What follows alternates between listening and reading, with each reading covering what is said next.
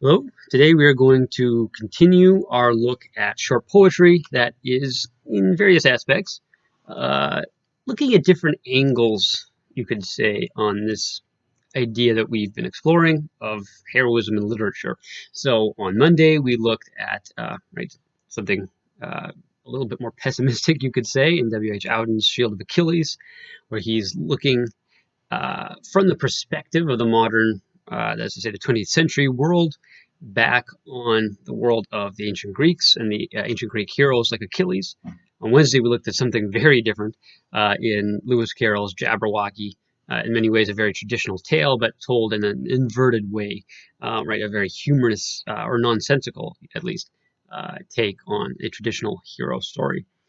Today, we're going to look at a poem that is not actually heroic story at all, or even talking or ruminating on heroism, but it is talking about something that we've seen is a component, or often can be a component, of how we conceive of heroism, at least literarily.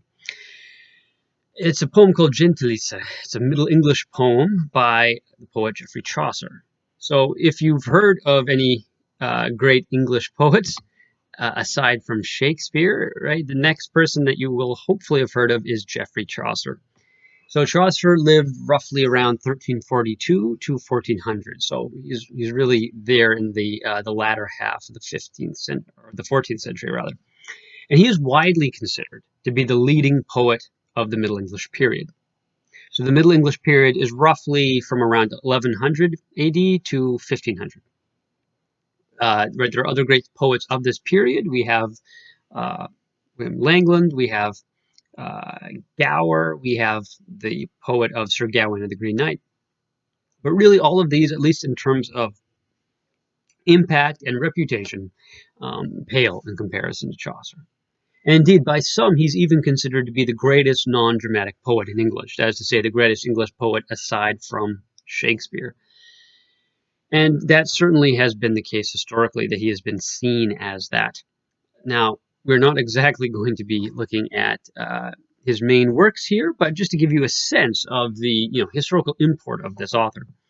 So, who was he as a man? Well, he was in the service of various nobles in England, and he was even in the service of kings such as Edward III and Richard II of England. In fact, he was even captured in one of the king's wars in France and ransomed back for a considerable sum, a sum that would amount to over £10,000 in modern currency. So, while not necessarily at the top of the social strata himself, he operated within the realms of kings nevertheless.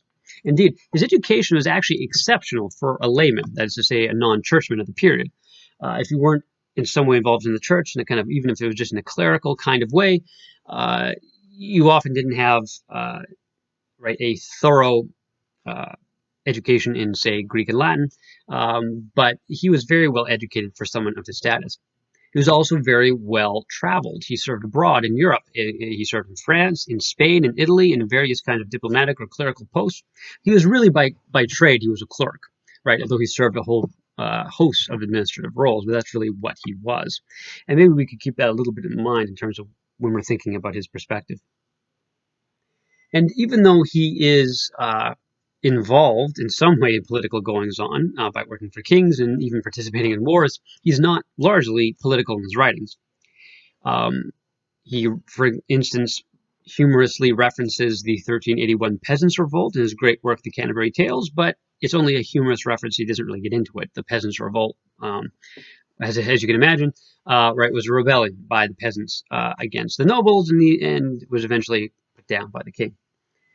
All right, so I referenced the Canterbury Tales there. So the Canterbury Tales is his most famous work by far, and is considered to be one of the greatest and most influential literary works in all of English literature. Right? If you've heard of anything by Geoffrey Chaucer, you've heard of the Canterbury Tales. Now, besides the Canterbury Tales, he wrote other large works such as Troilus and Cresside, but he also wrote many short poems.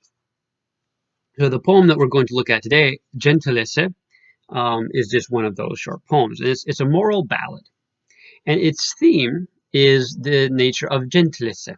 So gentilesse is, in modern English, you could translate it as gentility, um, which at least historically, has been closely tied to nobility. And we'll talk a bit more about that in a moment.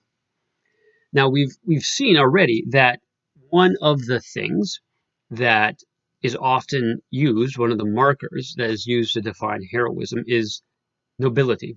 That is to say that a hero is someone who's considered to be noble, like who does noble action. Now, in the modern context, of course, that usually just means something akin to laudable. But historically and traditionally, that often is tied in with this idea of nobility in terms of noble birth. And that's really the subject of this poem. And so it might be worth thinking as we look at this poem that Chaucer's conception of gentility has implications for how one might conceive of the nobility of heroism, particularly, of course, because we've been looking at some noble heroes in the last few videos. We've been looking at kings, particularly, right? King Henry V of England, King Arthur, etc. All right, so let's have a little bit more of a look at the poem. So if you are looking at the poem Gentilesse by Geoffrey Chaucer, the language may be a little bit foreign to you. So I would recommend that you use a version that's going to have a gloss if you're not familiar with Middle English. So just a very brief background as to how we categorize and put into periods various versions of the language of English. So you may sometimes hear people say something like, oh, I don't like Shakespeare. I can't read that old English. It's too hard.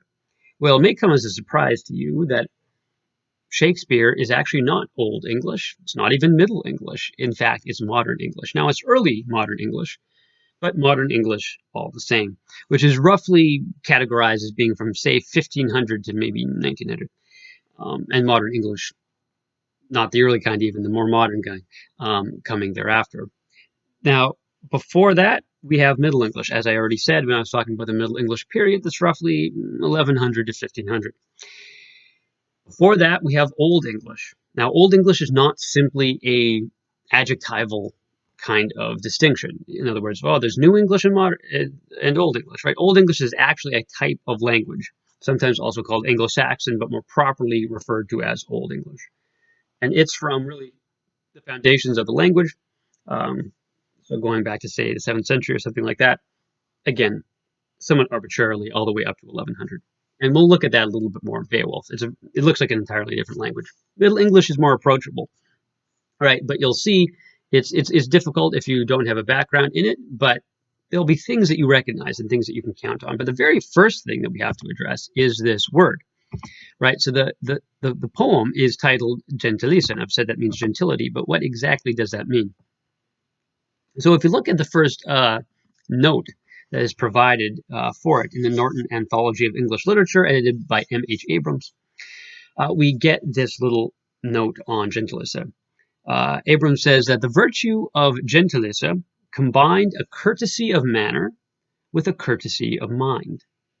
So the word courtesy comes from court, right? So the court of a king or the court of a noble. And there is the sense that you can't act the same way in the court of a noble, particularly of a king, as you can, out in the field or on a farm or in the stable, right? There's certain manners, but there's also a certain habit of mind as well, right? The idea that if you have a courteous mind, right, right, it's not brutal or dishonest. He goes on that it is not the inevitable adjunct of aristocratic birth, though most appropriate to it, was a medieval commonplace, to which Chaucer here gives succinct, if conventional, expression. Okay, so what's he saying? Basically, what he's saying is that it was a common thing in the Middle Ages. So again, we're talking about roughly the period of 500 AD to 1500 AD. It was common in the Middle Ages to hold the position that aristocratic birth, so having noble birth, being an aristocrat, being a noble, did not inevitably go along with this kind of gentility. However, it was supposed to go with it. In other words, it was most appropriate that the aristocratic person, the noble person, have this gentility, this gentilesse. However, it was not necessarily always the case. And so what he's saying is that what Chaucer is actually expressing here is not unique to him, it's conventional. But he goes on. It is important to observe, however, that the moral democracy implied by this doctrine was never transferred by the Middle Ages to the political or even the social realm. So, what is he saying? Right, he's saying that it appears, on the basis of what, as we'll see in a moment, what this poem is stating, that right this is a kind of moral democracy, right? All people morally are equal. In other words, aristocrats aren't necessarily morally better than commoners. So you might think, well, maybe this is a poem about democracy, which was not right something that was existing in medieval England. But he's saying that this idea was not transferred to the political realm. So in other words, this was never used to ultimately bring about a democracy in medieval England, or even to the social realm. So all of the social realm was very stratified, right, full of all kinds of social hierarchies. Now there's a sense, as we'll see, that right, there is this equality regardless of hierarchical rank, but we'll see that it is limited to the moral realm, and it doesn't transfer out necessarily. So what are the consequences of that? Well, we'll consider that in more detail once we've looked at the poem itself. So I'm going to begin by just reading the poem in the way we can kind of construct it. It would have probably been pronounced in the original Middle English pronunciation, so far as we understand it, which is a little bit contentious in some cases, but we have a pretty good idea. And then we'll go back through it again, and I'll explain in more detail what it's actually saying. All right, so this is Gentilesse by Geoffrey Chaucer. The first father and finder of gentilesse, what man desireth gentil for to be, most full were his trass, and all his wheates dresse, vertu to sow, and vices for to flee, for unto vertu longeth dignity, and not the reverse. Softly there I dame, all were he mitre, crown, or diadem. This first stalk was ground of righteousness, true his word, sober, piteous, and free, clean of his ghost, and loved business, against the vice of sloth, in honesty, and but his heir love virtue as did he is not genteel, though he riches him, all wear he mitre, crown, or diadem. This may well be heard to old riches, but there may no man, as ye may well say, bequeath his heir his virtuous noblesse.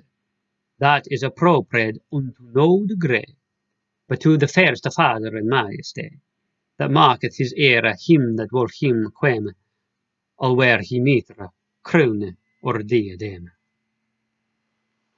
So if you're listening very closely, and particularly if you do have some familiarity with older forms of the language, such as Shakespeare, you may have been able to kind of make out a little bit of that, right? There may have been some words that hopefully you were listening and you thought, yes, yeah, I can kind of get something out of that. But again, you'll probably need the help of gloss. So let's go through this together, right, in a more complete manner. So if we look at this first line, the first father, that's father, right? The first father, and findere, that's founder of gentilesse. And again, we've already said, right, gentilesse is gentility, or is at least one way you could translate it. So the first father and founder of gentility. What man desireth gentle for to be? What we could see as what, maybe whatever. So whatever man desires to be gentle. Now, this is an important point to break down a little bit, this word gentle. So what does gentle mean today in modern English? Well, usually it's kind of, okay, to not be rough, to not be, right, to, you know, strong with something, right, to be soft and right, not harmful, both either in your actions or, in your speech even.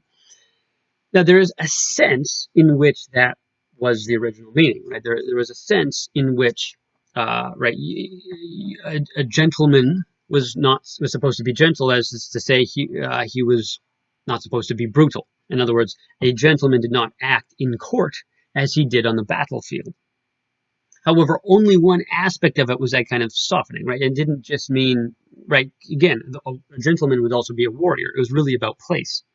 And it had a whole bunch of other aspects to it in terms of speech, in terms of manners, in terms of even, again, kind of deportment of the mind. And so all of these things come together to give a sense of what it means to be gentle.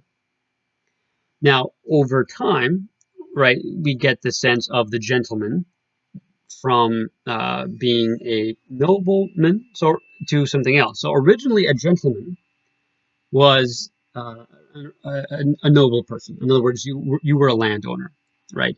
That meant that you were a gentleman. It was a position. So a person was either a gentleman or they were not objectively, right? If you were a commoner and you didn't own your own land, then you were not a gentleman, no matter how gentle you were, and no matter how much of a boor you might be.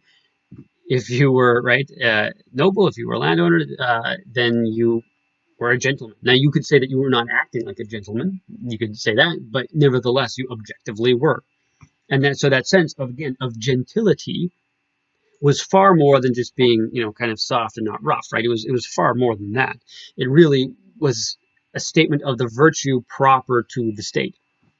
Now, because of that, you already start seeing, say around the 19th century, this idea that of people saying, well, really, a real gentleman is the person who instantiates, manifests these patterns of behavior.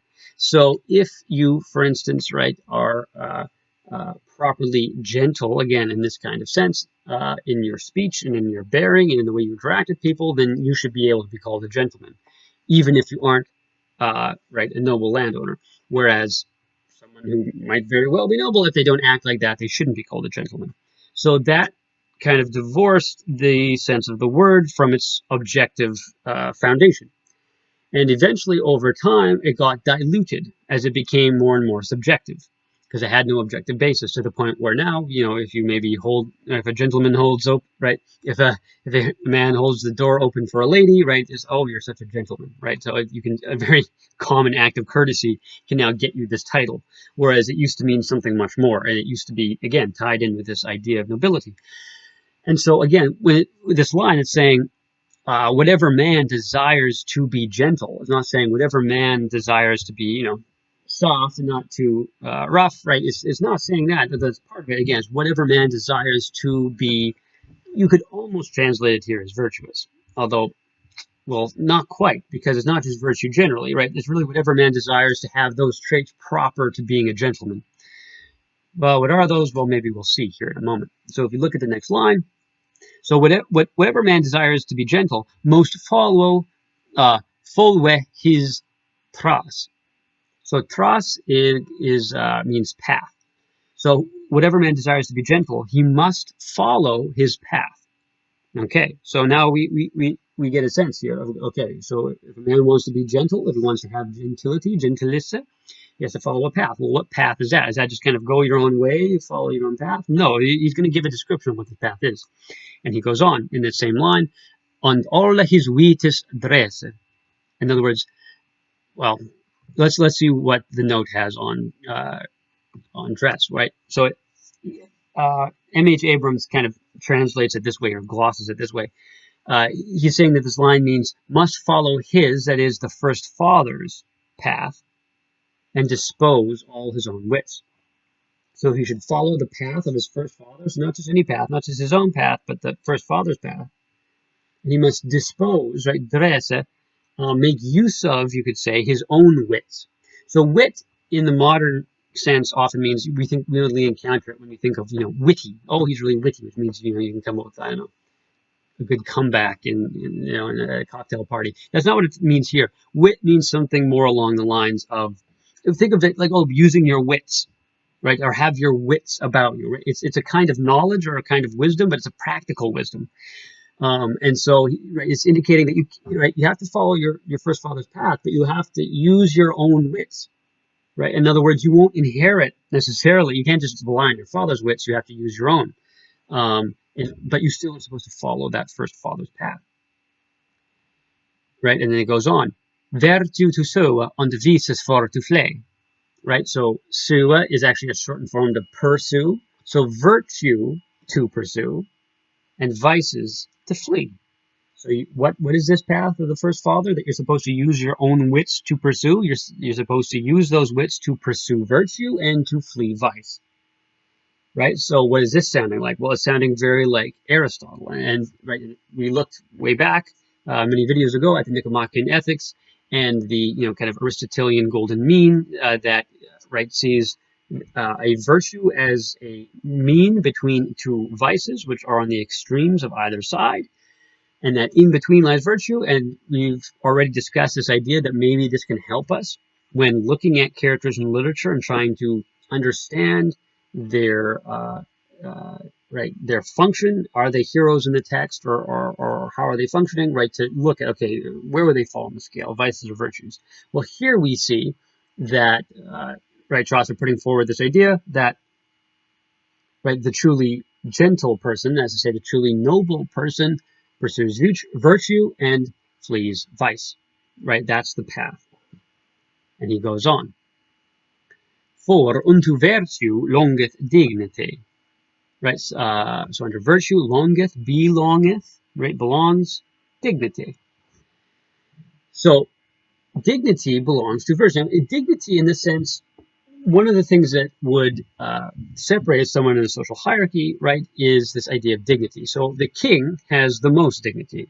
Right below there, you'd have various kinds of nobles, which decreasing levels of dignity to kind of town officials, even the mayor, right, all the way down to the lowest level of strata, where you don't really have much dignity at all. You might still have some kind of dignity, maybe within the family, for instance.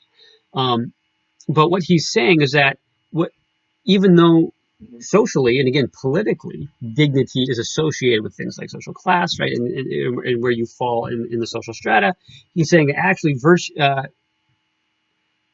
dignity belongs to virtue. Now, dignity is tied up with gentility, which is tied up with nobility, right? So the noble, the gentle person, right? Gentility should be associated with dignity and nobility, which go hand in hand, right? But what he's saying is dignity does not necessarily just belong to nobility or in the aristocratic sense, but it belongs to virtue. So the thing which truly deserves dignity is virtue, rather than, again, noble birth. Okay. And he goes on, and not the reverse, right? So he's saying, and not the reverse. So it's not. So dignity belongs to virtue; it doesn't belong to vice. So even if someone maybe, but their social, their position in the social strata, technically should have dignity, right? If they're vicious, if they're full of vice, then actually that kind of dignity isn't proper to them. Though again, it's not making a political statement. So he's saying is right. So dignity does not belong to vice; it belongs to virtue. Softly der I deem. So softly, safely der I deem. So he's basically saying, I can safely say, all where he mitra kroon or diadem. All right. So what's he saying here?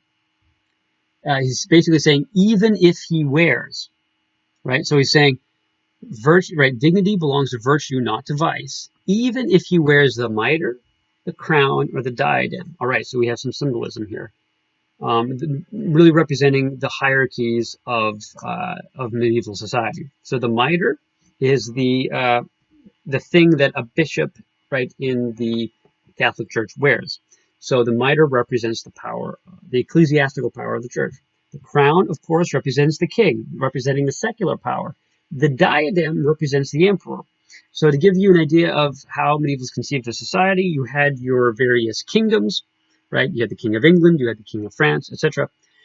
However, in theory, although they were always at war with each other, so it really is a theoretical construct rather than a real political reality, there was an emperor, the Holy Roman Emperor, who ruled over the Holy Roman Empire, and in theory, all of Christendom. That's to say that all of basically Europe, all the lands which were at least nominally Christian. And that's higher than the king, right? So we have, again, the secular power in the mitre, we have the secular power in the crown, and we have the diadem of the emperor, who kind of unites both, because there's kind of a sacral nature to the emperor. That's why he's a Holy Roman Emperor, but he's also secular because he's a secular ruler. But the point is that each of these symbols represents the highest thing, right? So the bishop would be the highest, the highest thing kind of in the church, right? The crown is the highest thing in the kingdom, and the emperor is just the highest thing kind of all around. But he's saying even if he wears a mitre, a crown, or a diadem, in other words, even if he's a bishop or a king or an emperor, dignity still properly belongs to virtue. And again, this is not a revolutionary statement where he's saying, overthrow all the bishops, kings, and emperors, nor is he even making a statement that official dignity shouldn't be paid to these people, but that dignity is proper to virtue. In other words, maybe you give dignity to these people because of their station, but they don't truly deserve it unless they have virtue, because that's where dignity resides. All right. So he goes on. This verstock was ground of righteousness. So righteousness is righteousness. So the first stock, it was ground of righteousness. So that is a really great image of this kind of right. You can imagine, just like you referred to, animal breeding or something like that, or even just agriculture, right? The sense of the stock of righteousness, right? And okay, what is this righteousness? True of his word. So right, the righteous man is true of his word. Right, he's honest, sobre. Right, so he's not, and that doesn't just mean not given to drunkenness, though it certainly includes that. But it also is this sense of right, not given to kind of passions.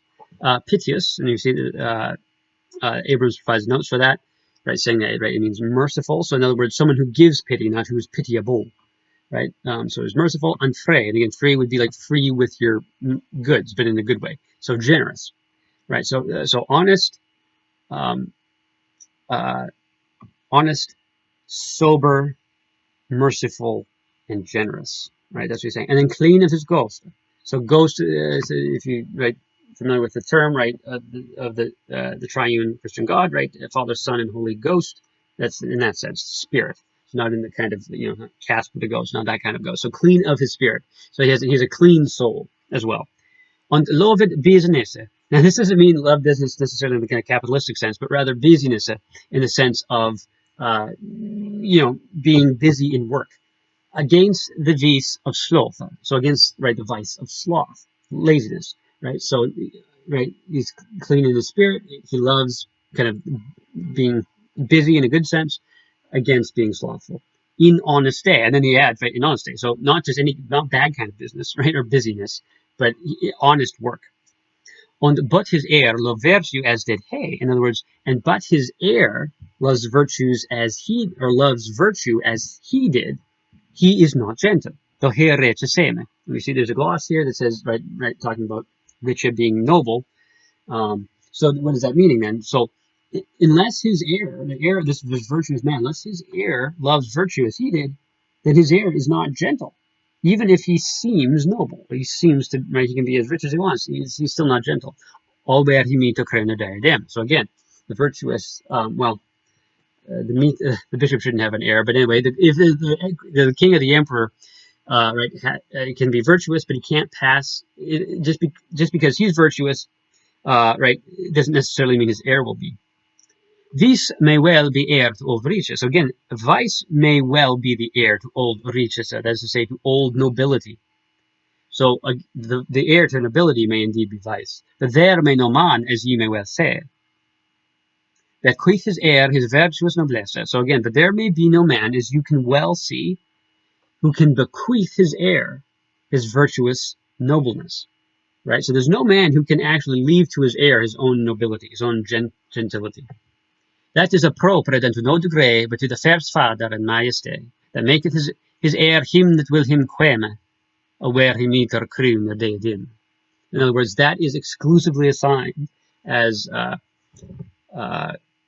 Abrams glosses it here, unto no degree. In other words, you can't assign that at all, but to the first father in majesty. That makes his heir him that will please him. Right. So again, it's a religious argument, of course. Right. Even if he wears the crown, the mitre, or the diadem. So why is this potentially important? Well, it's important to understand that even when we're looking at these older traditional stories that are presenting kings, whether it's Henry V or even more so with Arthur, again, these noble characters, these noble heroes, right, who it seems their heroism is explicitly tied into their nobility, and their nobility is explicitly tied into their aristocratic position, right, often their kingship. that even in the Middle Ages, this was still being questioned. Now, again, as was made clear in the beginning, it was not being questioned in a kind of revolutionary political way, but it was nevertheless being questioned from a moral view. And again, we see this idea of using virtues and vices to define a term. So basically what this is about is definition, you could say, this poem. He's defying gentilesse, gentility, and he's saying gentility isn't about aristocratic birth. Actually, it's about vices and virtues. If you have vices, you're not worthy of dignity, and you don't really have gentility, and that you cannot bequeath to your heir. If you have these virtues, then you have gentility. This may help us possibly understand how we could analyze a character, a literary character, as being heroic, right? We can analyze the actions of the character and the motivations of the character to see what is driving this character. Is it truly heroic qualities of nobility that we could, looking at Aristotle, see as virtues? Or is it only vicious desire for power?